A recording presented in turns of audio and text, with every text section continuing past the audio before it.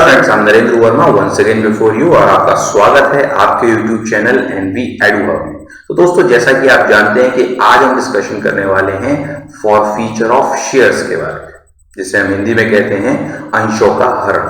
तो सबसे पहले हम डिस्कस करेंगे व्हाट डज इट मीन, आखिर इसका मतलब क्या है। उसके बाद हम समझेंगे कि जब भी अंशों का हरण किया जाता है तो क्या जर्नल एंट्रीज की जाती हैं, and after that we will attempt few questions on that. So without wasting much time, let's start. So आप देख सकते हैं there is a definition here, लेकिन इस definition को पढ़ने से पहले मैं कुछ आपको explain करना चाहूंगा, क्योंकि may be possible directly definition पढ़ेंगे तो शायद बहुत कुछ समझ में ना आए। होता क्या है, मान के चलते हैं कि कंपनी है, उसने 10,000 शेयर्स इशू किए हुए हैं ऑफ ₹10 ईच। ओके, अब ये जो 10 रुपए हैं, मान लीजिए 3 इंस्टॉलमेंट में मांगे गए हैं। एप्लीकेशन पे ₹6 मांग लिया, ₹3 अलॉटमेंट पे हो गया, और बाकी का जो ₹1 है वो फर्स्ट एंड फाइनल कॉल पे हो गया। So this is the situation. Okay, now what happen कि 10,000 शेयर कई अलग अलग लोगों के पास हैं। कोई मिस्टर ए है जिनके पास 1,000 शेयर्स है।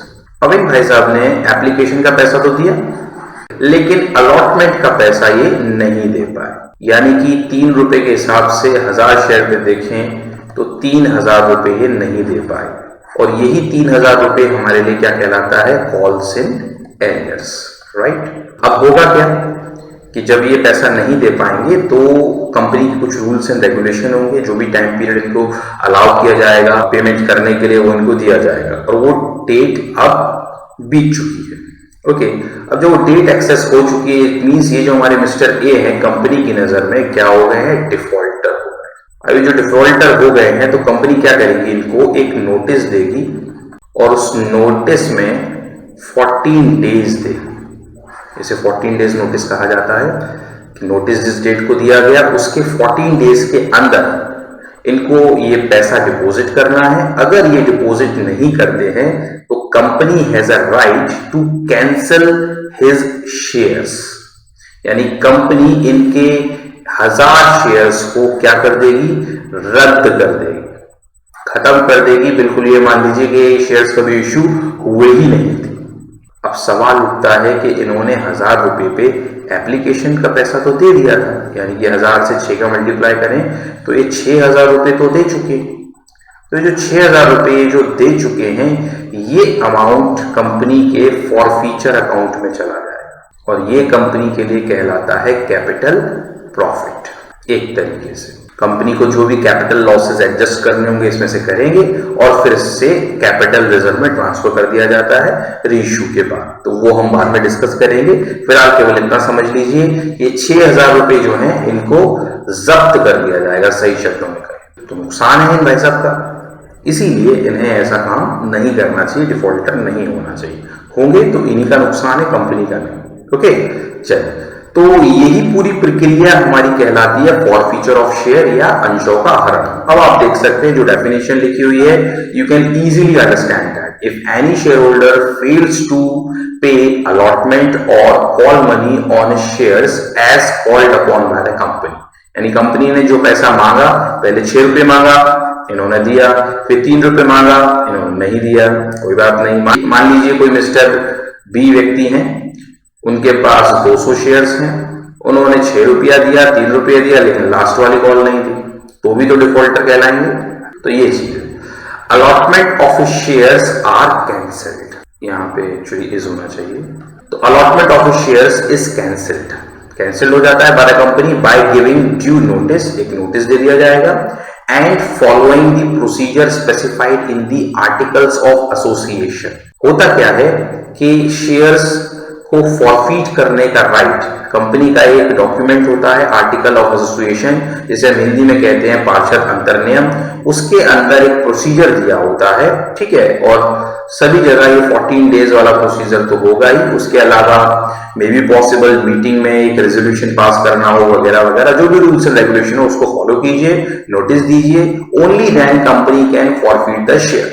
और इस पूरी प्रक्रिया को हम नाम दे देते हैं फॉरफीचर ऑफ शेयर। हिंदी में भी पढ़ सकते हैं, यदि कोई अंशधारी अपने अंशों पर कंपनी द्वारा याचित आवंटन या याचना का भुगतान करने में असफल रहता है तो उसके अंशों के आवंटन को कंपनी द्वारा सूचना देकर तथा पार्षद अंतर्नियम में निहित प्रकरण का अनुसरण करके रद्द कर दिया जाता है और इस प्रक्रिया को अंशों का हरण करना कहा जाता है। बहुत आसान है। आसान शब्दों में कहें तो जब्त करना, ठीक है, या ये कह सकते हैं कि उसके अंशों को रद्द कर देना। अंशों को रद्द करना, पैसे को जब्त करना, ऐसे समझ लीजिए, ज्यादा बेहतर समझ पाए। चलिए, जब बात फॉरफीचर ऑफ शेयर की होती है तो एक टर्म और आ जाता है इस चैप्टर में, वो है सरेंडर ऑफ शेयर्स, यानी कि अंशों का समर्पण। अब ये क्या है? इन दोनों का जो जर्नल में ट्रीटमेंट होता है वो सेम होता है, लेकिन टेक्निकली इनमें डिफरेंस है। सरेंडर ऑफ शेयर जैसे नाम से क्लियर हो रहा है, समर्पण कर देना। यहां पे क्या होगा, मिस्टर ए ने डिपॉजिट नहीं किया, ये डिफॉल्टर हो गया, ठीक। और सरेंडर के केस में मिस्टर ए क्या करेगा, कंपनी को एक लेटर लिखेगा ड्यू डेट से पहले कि भाई मैं केपेबल नहीं हूं, आप कृपया करके मेरे शेयर्स को कैंसिल कर दीजिए। तो बस फर्क इतना होता है कि कंपनी इसको डिफॉल्टर की लिस्ट में नहीं डालती, ठीक है, 14 डेज का नोटिस नहीं देती, इसकी रिक्वेस्ट को एक्सेप्ट कर लेती है और शेयर्स को कैंसिल कर देती है उसी तरीके से जैसे फॉरफीचर में करना हो। बस ये डिफॉल्टर नहीं कहलाता, ठीक है, ये अपनी तरफ से खुद शुरुआत कर सकता है, बस ये डिफरेंस होता है। तो ये कहलाता है सरेंडर ऑफ शेयर्स। खैर, सरेंडर ऑफ शेयर्स हो या फॉरफीचर ऑफ शेयर्स हो, ट्रीटमेंट हम एक ही करें, ओके। ये तो केवल एक टर्मिनोलॉजी का डिफरेंस है, ओके, और मोरालिटी का डिफरेंस है। चलिए, so after understanding the definition of forfeiture of share, now let's understand the journal entries कि journal entries किस केस में क्या पास की जाती है, और फिर हम करेंगे कुछ क्वेश्चंस उस पर। तो देखिएगा, दो केस होते हैं इसके। Forfeiture of shares issued at par, यानी उन शेयर्स का फॉरफीचर जो एट पार पे इश्यू, एट पार मतलब सममूल्य पे इश्यू हुए, और सममूल्य मतलब जितने रुपए का जो शेयर है उतने ही रुपए पे हुआ है, प्रीमियम पे नहीं हुआ है। अगर शेयर की फेस वैल्यू 10 रुपए है तो 10 रुपए पे ही उसका इश्यू हुआ है। Clear? That is the meaning of this, okay. तो ऐसी स्थिति में आप क्या एंट्री करेंगे, एक एंट्री पास होगी। अब आप कहेंगे सर यहाँ तो 2 एंट्री लिखी हुई है, तो देखिए बीच में और लगा हुआ है, ओके। ये क्या कंडीशन है, call when calls in arrears account is not open and when calls in arrear account is open.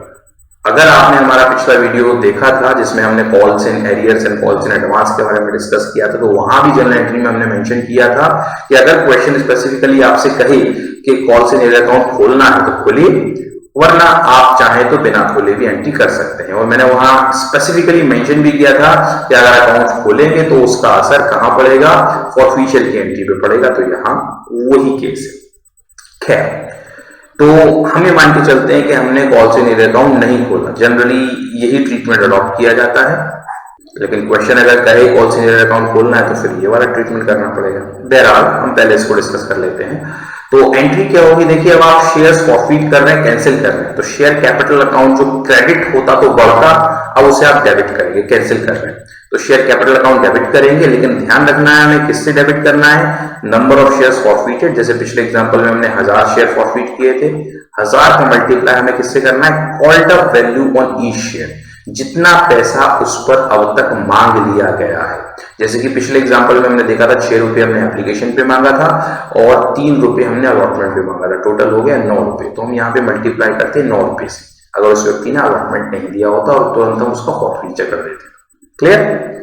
तो ये ध्यान देने वाली बात है, ओके। और जो भी आपका कॉल्स इन एरियर है, अलॉटमेंट पे नहीं मिला, amount not receive allotment, to share allotment के नाम से यहाँ आ जाएगा। अगर किसी कॉल पे पैसा नहीं मिला, फर्स्ट कॉल या सेकंड कॉल, उनका पैसा यहाँ आ जाएगा। और जो पैसा रिसीव्ड हो गया है, जैसे अभी पिछले एग्जांपल में हमने देखा, उस व्यक्ति ने अलॉटमेंट नहीं दिया था लेकिन एप्लीकेशन तो दे दिया था, तो एप्लीकेशन वाला पैसा यहाँ आ गया। अगर मान लीजिए केस दिया होता कि फर्स्ट कॉल नहीं दी है, एप्लीकेशन अलॉटमेंट दिया है, तो एप्लीकेशन अलॉटमेंट का पैसा यहाँ आ जाता, okay. Amount already received on forfeited share, okay, वो एक अकाउंट में डाल दिया जाता है, that is share forfeiture account. Shares forfeited for non payment of allotment and calls money, right. ये तो तब हुआ when calls in arrear account is not open. अब होगा क्या, अगर calls in arrear account open हो तो ये जो शेयर अलॉटमेंट और शेयर कॉल्स के नाम से हम सेपरेट एंट्री कर रहे हैं, ये एक ही जगह आ जाएगी, टू कॉल्स इन एरियर के नाम से। बाकी देखिए सब कुछ सेम है, share capital account debit to calls in arrears account to share forfeiture account. Okay, ये दोनों जोड़ के अमाउंट आ जाएगा टोटली, क्योंकि कॉल्स इन एरियर अकाउंट हमने इसके लिए सेपरेटली खोला हुआ है तो वो आ जाएगा फंक्शन। ठीक है ना।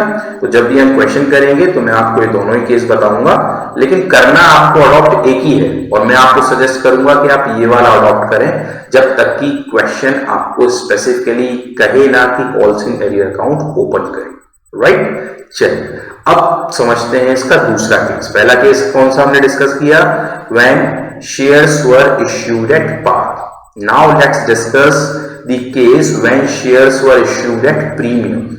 तो देख सकते हैं आप, अगर शेयर्स को प्रीमियम पे इशू किया गया था और उनका फॉरफीचर हो रहा है तो क्या होगा, तो हमें देखना पड़ेगा कि प्रीमियम रिसीव हो गया है या नहीं हुआ है। प्रीमियम देखिए क्या होता है, कंपनी के लिए स्पेशल कैपिटल प्रॉफिट होता है, और कंपनी की कमाई हो गई है तो कंपनी उसे वापस तो नहीं करेगी। राइट, अगर प्रीमियम रिसीव हो गया है तो कोई बात नहीं है, आप प्रीमियम को कैंसिल नहीं करेंगे, आप सिंपल एंट्री करिए वही वाली जो हमने अभी पिछली स्लाइड में देखी थी, same entry, share capital account debit, share allotment to share calls to share forfeiture. अगर यहाँ कॉल्स इन एरियर अकाउंट खोलेंगे तो इन दोनों की जगह क्या आ जाएगा, कॉल्स इन एरियर अकाउंट। चलिए अब और वाले केस में आते हैं। अगर प्रीमियम आपका रिसीव्ड नहीं हुआ है, अगर रिसीव नहीं हुआ है तो ये मिलना भी नहीं है कंपनी को, तो कंपनी इसे क्या करेगी, कैंसिल करेगी। कैंसिल करने के लिए इसे हमें क्या करना पड़ेगा, डेबिट। क्यों, क्योंकि जब हमने अलॉटमेंट की ड्यू की एंट्री की होगी तो वहां पे हमने सिक्योरिटी प्रीमियम रिजर्व को क्रेडिट किया होगा। कैंसिल करेंगे, डेबिट करना पड़ेगा, अकाउंट ऑटोमेटिकली क्लोज हो जाएगा। राइट, तो यहां एंट्री क्या होगी, शेयर कैपिटल अकाउंट डेबिट। देखिए यहां भी वही क्वार्टर वैल्यू आएगी टोटल, लेकिन प्रीमियम को जोड़ के नहीं आएगी। प्रीमियम का पैसा सिक्योरिटी प्रीमियम रिजर्व के सामने लिखा जाएगा, जो भी होगा। ओके, अलॉटमेंट का पैसा इंक्लूडिंग प्रीमियम यहां लिख देता हूं, ठीक है, वो यहां आ जाएगा। उसके बाद share calls, share for future, और यहां भी वही केस लागू होता है कि अगर आपने कॉल्स इन एरियर अकाउंट खोला है तो इन दोनों की जगह आप लिख सकते हैं calls in arrears account. Clear है, ठीक है। यहां लिख दिया हमने shares forfeited for non payment of allotment in calls money and premium cancelled. Right, तो ये चीज आपको बेहतर तरीके से तब समझ में आ पाएगी जब हम इस पर क्वेश्चन करेंगे। राइट, तो चलिए स्टार्ट करते हैं। पहले क्वेश्चन करेंगे हम पहले वाले केस पे, यानी कि शेयर्स इश्यूड एट पार का अगर फॉरफीचर करना है, और फिर हम क्वेश्चन डिस्कस करेंगे किस पे, शेयर्स इश्यूड एट प्रीमियम। चलिए, तो एक क्वेश्चन दिया हुआ है, पढ़ते हैं इसको फटाफट से। सूर्य लिमिटेड कंपनी है जो कि रजिस्टर्ड है 10 लाख इक्विटी शेयर्स ऑफ ₹10 यानी कि 1 करोड़ रुपए की ऑथराइज कैपिटल।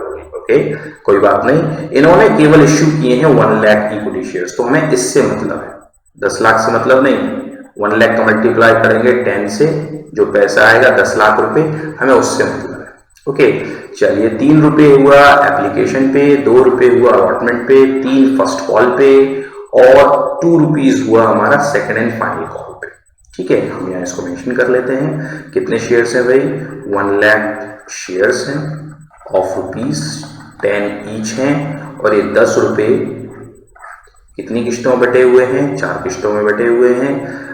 एप्लीकेशन पे कितना है, 3 रुपए, अलॉटमेंट पे कितना है, 2 रुपए, और फर्स्ट कॉल पे कितना है, 3 रुपए, और आपका सेकेंड एंड फाइनल कॉल पे है कितने रुपए, 2 रुपए।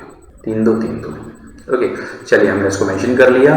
आगे क्या कह रहा है क्वेश्चन, आगे कह रहा है the amount due on allotment was duly received except, ध्यान देने वाली बात है, except mister X holding 6000 shares. ये कह रहा है अलॉटमेंट पे सारा पैसा प्राप्त हो गया सिवाय 6000 शेयर्स के जो मिस्टर एक्स के पास। बाकी कह रहे हैं all the calls were made, यानी सारा पैसा मांगा गया है। Pass the necessary journal entries, 2 case हमको दिए हैं। If his shares were forfeited immediately after non payment of allotment, दूसरा if after his subsequent failure to pay further calls his shares were forfeited. Hindi में पढ़ लेते हैं। सूर्य लिमिटेड एक company है, 10 रुपए वाले 10 लाख समता अंशों से वो रजिस्टर्ड है, लेकिन उन्होंने 1 लाख समता अंश निर्गमित किए हैं। 3 रुपए आवेदन पे है, 2 रुपए आवंटन पे, 3 रुपए प्रथम याचना पे और 2 रुपए द्वितीय एवं अंतिम याचना पर देय है। आवंटन पर देय सभी राशि प्राप्त हो गई है सिवाय एक श्रीमान एक्स हैं जिनके पास 6000 अंश है उनके। उन्होंने अलॉटमेंट का पैसा नहीं दिया। ओके, सभी याचनाएं मांगी गई, आवश्यक जर्नल लिखी कीजिए। यदि उसके अंशों का आवंटन पर भुगतान न मिलने पर तुरंत कर दिया जाए। यदि वह आगे की याचनाएं नहीं दे पाता है तो उसके अंशों का हरण कर लिया जाता है। तो पहली कंडीशन डिस्कस करेंगे। ये एक्चुअली कायदे में 2 क्वेश्चन है, लेकिन मैं समय बचाना चाहता था तो मैंने सोचा इसी में दोनों कंडीशन को इंक्लूड कर लेते हैं। तो चलिए पहले वो एंट्रीज करेंगे जो दोनों केसेस में कॉमन होंगी, ठीक है। उसके बाद फिर मैं आपको केसेस वाइज एंट्रीज बता दूंगा। तो सबसे पहले हम यहाँ लिख लेते हैं journal entries in the books of Surya limited. So have a look here guys, it's very simple entry, bank account debit to equity share application account 3 lakh। हमने कुछ नहीं किया, 1 लाख शेयर्स इश्यू किए गए थे और 3 रुपए एप्लीकेशन पे मांगा गया है, उससे हमने मल्टीप्लाई कर दिया to equity share application account. Application money received on 1 lakh shares at the rate ₹3 each. ये रिसीव की एंट्री हो गई, अब ट्रांसफर की कर देंगे। तो आप देख सकते हैं equity share application account debit to equity share capital account, application money transfer to capital 3 lakh आ गया, राइट। बहुत सिंपल एंट्री है, ठीक है, यहां हमें कोई दिक्कत नहीं है। अब अलॉटमेंट की ड्यू की एंट्री करते हैं। देख सकते हैं आप यहाँ पे equity share allotment account debit 2 lakh rupees to equity share capital account allotment money on 1 lakh shares at the rate ₹2 each due. ठीक है, 1 लाख का 2 से हमने मल्टीप्लाई कर दिया, 2 लाख आ गया। ओके, अब आते हैं क्वेश्चन की पहली कंडीशन पे। ओके, क्या है क्वेश्चन की पहली कंडीशन? पहली कंडीशन ये है कि अलॉटमेंट उसने नहीं दिया। और चलिए अब आगे क्वेश्चन को पढ़ते हैं। क्वेश्चन कह रहा है कि अलॉटमेंट का जो पैसा है वो 6000 शेयर पे नहीं मिला है। क्लियर है? चलिए कोई नहीं। तो अलॉटमेंट के पैसे की रिसीव की एंट्री हमको करनी है, तो क्या एंट्री होगी? राइट, देख सकते हैं आप bank account debit to equity share allotment account, और अमाउंट हमने कितना लिखा है 1,88,000। कैसे आया ये? नरेशन में देखेंगे आप, allotment money received on 94,000 shares at ₹2 each. कितने शेयर्स पे अलॉटमेंट मांगा था हमने? 1 लाख पे, राइट। लेकिन 6000 शेयर पे अलॉटमेंट का पैसा हमें नहीं मिला, तो कितने शेयर्स पे मिला होगा? 94,000 मल्टीप्लाई कर दीजिए 2 रुपीज से, आपको अमाउंट मिल जाएगा 1,88,000। Okay, now one more thing, ये जो हमने एंट्री की है यहाँ पे calls in arrear account open नहीं किया है। ये मैं लिख देता हूं यहाँ पे, when calls in arrear account not opened, right. अगर मैं चाहूं तो यहाँ पे अगर calls in arrear account open करूं तो क्या एंट्री हो जाएगी? दोनों में से करनी एक ही है और हम इसी को प्रेफरेंस देंगे, मैं केवल आपको समझा रहा हूं, ठीक है। तो क्या एंट्री हो जाती है, मैं यहीं पे लिख देता हूं शॉर्ट में। तो ये एंट्री हो जाती है, bank account debit 1,88,000, calls in arrear account debit 12,000 to equity share allotment 2 lakh. Okay, एक अलग अकाउंट ओपन हो जाता है हमारा कॉल्स इन एरियर अकाउंट, उसमें 12,000 रुपये हम डाल देते, ठीक। अगर ओपन करते तो हम यहाँ पे ओपन नहीं कर रहे, मैं केवल आपको समझाना चाह रहा था, तो मैंने यहाँ पे लिख दिया। चाहे तो ये वाली एंट्री कर सकते हैं, चाहे वो कर सकते हैं। ओके, चलिए खैर, अब हमारी पहली कंडीशन स्टार्ट होती है। यहां तक की एंट्रीज दोनों केसेस में होगी। दोनों केसेस कौन से केसेस? ये जो क्वेश्चन में पूछे गए हैं, तो वहां तक की एंट्री तो सभी के लिए कॉमन है। 2 बार क्वेश्चन करने की जगह मैंने उसी में मेंशन कर दिया है। ओके, यहां से डिफर हो जाएगा, ठीक। यहां क्योंकि क्या कह रहा है, फॉरफीचर की बात कह रहा है, immediately after non payment of allotment.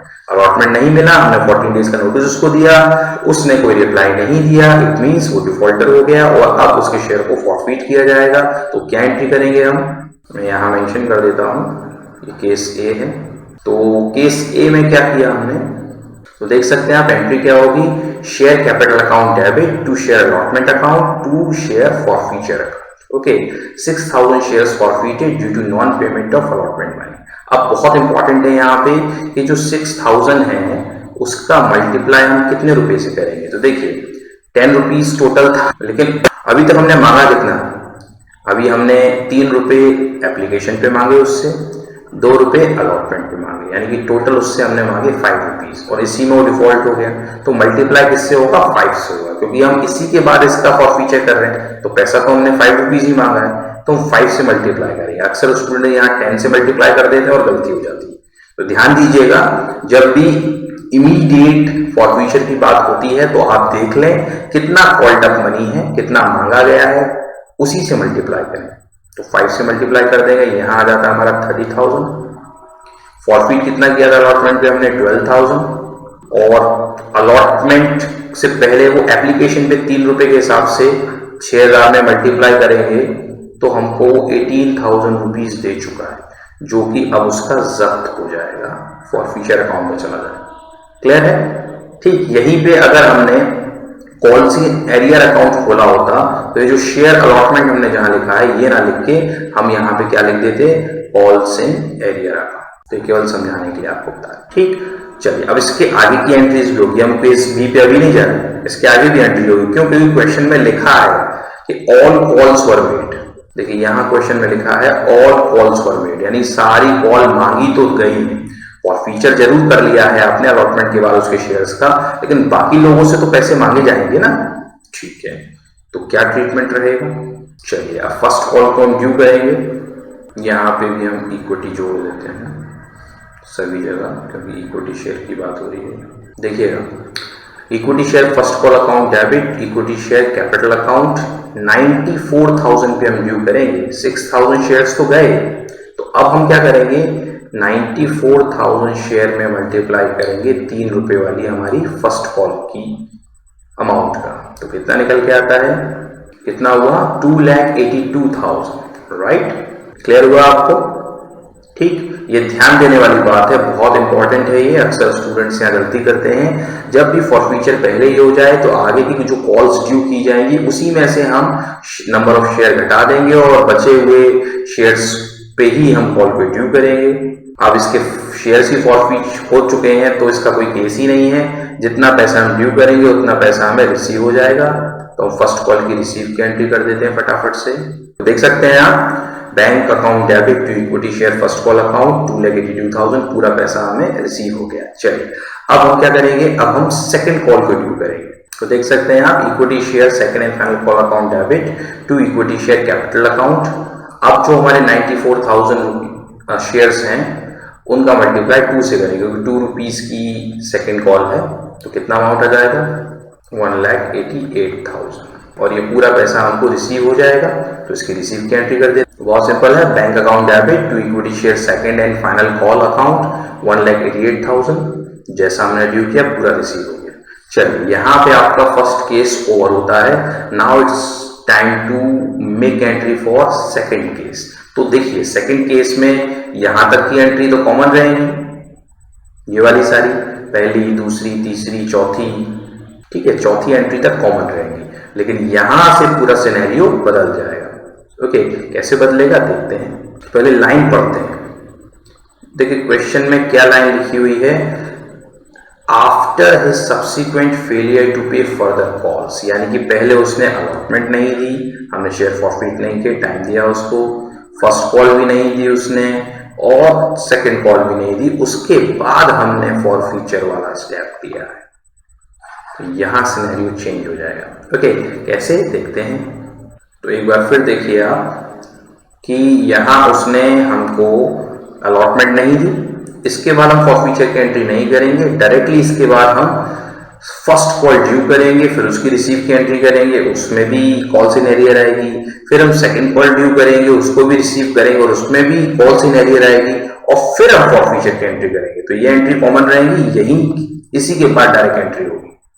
ये हमारा केस ए हो गया।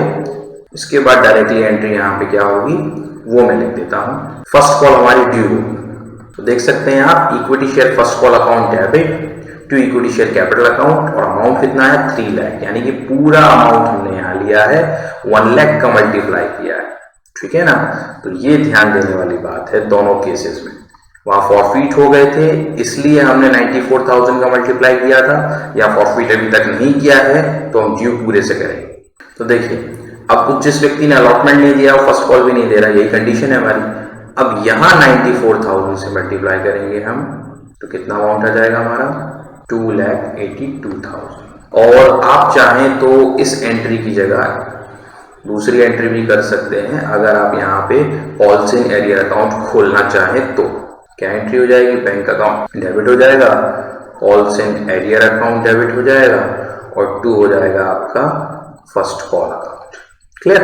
तो फिलहाल हम उसको लेके नहीं चल रहे हैं। ओके चलिए, तो अब जिस तरीके से हमने फर्स्ट कॉल को ड्यू किया और रिसीव किया, सिमिलरली हमको सेकंड कॉल को भी ड्यू करना है और रिसीव करना है। तो ध्यान दीजिएगा, equity share second and final call account debit to equity share capital account, second and final call money due on 1 lakh shares at the rate ₹2 each. Okay, तो कितना अमाउंट आ जाएगा यहाँ पे?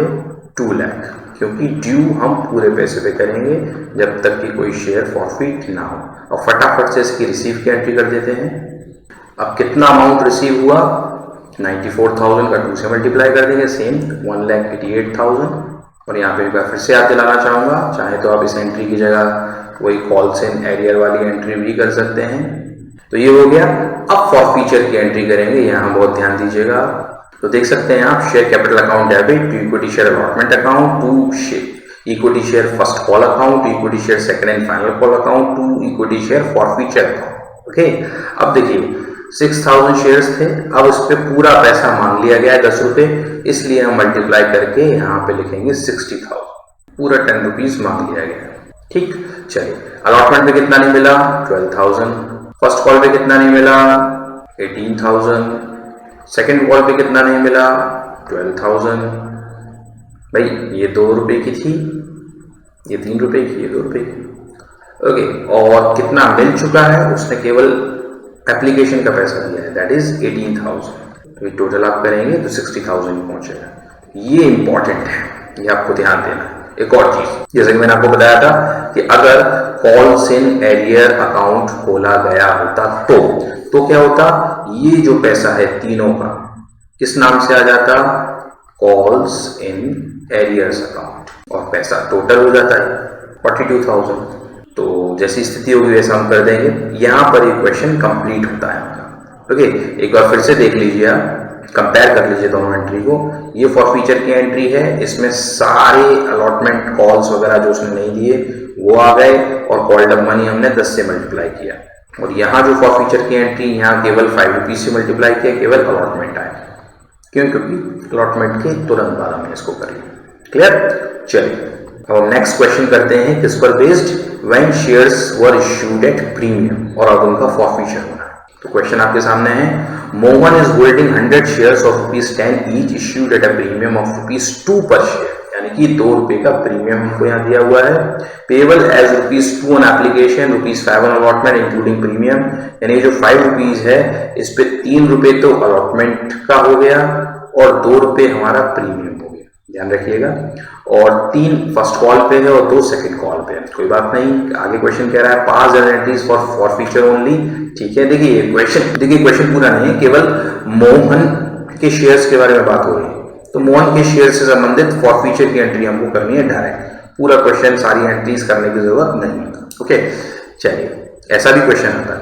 पहला केस कह रहा है Mohan paid till allotment only and his shares were forfeited after second call, यानी अलॉटमेंट तक उसने पैसा दिया लेकिन उसके शेयर्स को फॉरफीट कब किया गया? सेकंड कॉल, यानी कि सारी कॉल मांगी जाने के बाद। ठीक है, और दूसरी केस है कि अगर मोहन सिर्फ एप्लीकेशन का पैसा देता है और फॉरफीचर उसके शेयर्स का अंत में ही होगा, बस फर्क क्या आएगा? देखिए यहां पे मोहन प्रीमियम पे कर चुका है और यहां पे मोहन ने प्रीमियम पे नहीं किया है। क्यों नहीं किया? क्योंकि अलॉटमेंट नहीं दी तो प्रीमियम भी नहीं दिया होगा, ऑब्वियस सी बात है, और यहाँ अलॉटमेंट दे चुका है। क्लियर? बस ये डिफरेंस है। तो दोनों केस जो हमने डिस्कस किए थे, प्रीमियम रिसीव्ड और नॉट रिसीव्ड, वो यहाँ पे आ जाएंगे। ओके, हिंदी में भी आप देख सकते हैं मोहन के पास 10 रुपए वाले 100 अंश हैं, 2 रुपए प्रति अंश पर ब्याज यानी प्रीमियम है, 2 रुपए आवेदन पे मांगा गया था, 5 रुपए आवंटन पे, पर ब्याज को सम्मिलित करते हुए 3 रुपए प्रथम याचना पे और 2 रुपए द्वितीय याचना पे। ठीक है, पहला केस क्या कह रहा है कि आवंटन तक का पैसा उसने दिया, यानी कि एप्लीकेशन भी दिया और अलॉटमेंट भी दिया, और अलॉटमेंट दिया तो प्रीमियम भी दिया। ठीक है ना, ये सिंपल एंट्री बन गई जैसे हमने पिछले केस में की थी। ओके, लेकिन जो फॉरफीचर हुआ है दूसरी याचना के बाद किया गया, यानी सारी याचनाएं मांगी गई, इमीडिएटली नहीं किया है। ठीक है ना, तो यहाँ फर्स्ट कॉल सेकंड कॉल सब आएगा, सबका कॉल से निकलेगा आएगा। ओके, और जो दूसरा केस है इसमें अलॉटमेंट ही उसने नहीं दिया है, जब अलॉटमेंट नहीं दिया तो जाहिर सी बात है प्रीमियम भी नहीं दिया। ओके, चलिए दोनों केस में एंट्री करते हैं। अब देखिए यहाँ स्टूडेंट्स गलती कर देंगे, general entries in the books of Mohan कर देंगे। नहीं, मोहन शेयर होल्डर है भाई, कंपनी का नाम यहाँ दिया ही नहीं है, तो खाली छोड़ दीजिए। ओके, चलिए केवल हम फॉरफीचर की एंट्री कर रहे हैं यहाँ पे। तो केस 1 कर लेते हैं, when premium has been received. तो प्रीमियम हमारा रिसीव हो चुका है, क्या एंट्री करेंगे हम? तो देख सकते हैं आप, share capital account debit to share first call account to share second and final call account to share forfeiture account 100 shares of Mohan, या मोहन का नाम मेंशन कर सकते हैं, forfeited due to non payment of calls money, right. अब देखिए 100 shares थे उसके और सारी कॉल्स मांग ली गई हैं, 10 रुपए टोटल मांगे गए थे, तो यहाँ पे जो अमाउंट आएगा 1000 आएगा। क्यों? क्योंकि सारी कॉल्स मांगने के बाद फॉरफिट किया गया, राइट। अलॉटमेंट तो दे दिया गया। फर्स्ट कॉल पे कितना पैसा था एक बार देख लेते हैं। फर्स्ट कॉल पे 3 रुपए थे और 2 रुपए सेकंड कॉल पे थे। तो 3 रुपए से 100 का मल्टीप्लाई करेंगे 300 आ जाता है और सेकंड कॉल का 200 आ जाता है। ठीक, 1000 में से 500 इधर हो गए तो 500 हमारे चले गए फॉरफीचर। क्लियर हो रहा है? अलॉटमेंट तो उसने पे कर दी, ठीक, तो उसकी तो बनती नहीं हमारी कॉल्स इन एरियर। ओके, अगर आपने यहाँ कॉल्स इन एरियर अकाउंट खोला होता तो आप क्या कर देते, फर्स्ट कॉल और सेकंड कॉल को किस नाम से लिख देते, कॉल्स इन एरियर्स अकाउंट के नाम से लिख देते, और ये जो अमाउंट है इन दोनों का 500 रुपए यहाँ इसके सामने आ जाता। तो ये तो पहला केस हुआ। Now let's discuss the second case, when premium has not been received, right. तो क्या एंट्री होगी? तो देख सकते हैं आप, share capital account debit, securities premium reserve account debit to share allotment account to share first call account to share second and final call account to share forfeiture account 100 shares of Mohan forfeited due to non-payment of allotment and calls money and premium cancelled। चलिए फटाफट से amount डाल देते हैं। 100 shares थे, 10 रुपए total मांग चुके हैं हम, तो 1000 यहाँ आ गया। प्रीमियम कितने रुपए का था भाई? 100 शेयर है, 2 रुपए का प्रीमियम था, तो 200 रुपए यहाँ आ गया। ओके, अब देखिए अलॉटमेंट मैंने आपको बताया था, ये आएगा प्लस प्रीमियम, यानी कि ये 5 रुपए से मल्टीप्लाई होगा, ठीक है, इंक्लूडिंग प्रीमियम। ये याद रखिएगा, अक्सर स्टूडेंट ये गलती करते हैं, ये बहुत इंपॉर्टेंट पॉइंट है। 500 यहाँ आ गया। फर्स्ट कॉल पे कितना पैसा नहीं मिला? 300 रुपए। सेकंड कॉल पे कितना पैसा नहीं मिला? 200 रुपए। ठीक, अब आप बैलेंसिंग फिगर देख सकते हैं, 1200 ये हुआ, 5 और 3 8 और 2 10, 1000 ये हुआ, तो 200 रुपये आपका यहाँ फॉरफीचर में आ गया। जो उसने एप्लीकेशन पे पैसा दिया था केवल वही तो मिला, बाकी तो कुछ मिला ही नहीं, ठीक है। तो ये हुआ, ठीक। अगर आप यहाँ कॉल्स इन एरियर अकाउंट खोलते तो फिर से ये जो अलॉटमेंट से लेके सेकंड कॉल तक का पैसा है उसकी एंट्री आप कॉल्स इन एरियर्स अकाउंट के नाम से कर देते और यहाँ जो टोटल पैसा 1000 रुपये यहाँ आ जाता। तो ये रहा वो केस जब प्रीमियम रिसीव नहीं हुआ। तो मैं सजेस्ट करूँगा एक बार इस वीडियो को आप बैक करके फिर से देखें। अगर कुछ भी चीज समझ में नहीं आ रही है तो सारे डाउट्स आपके क्लियर हो जाएंगे। So friends, it's all for today. Very soon I am gonna meet you once again, और उस वक्त हम डिस्कस करेंगे रीइश्यू ऑफ शेयर्स, यानी कि जो शेयर्स हमने फॉरफीट किए हैं उनको रीइश्यू कैसे किया जाएगा, किन किन कंडीशंस में किया जाएगा, क्या क्या जर्नल एंट्रीज होती हैं, वहां वो सब डिस्कस करेंगे। तब तक के लिए धन्यवाद।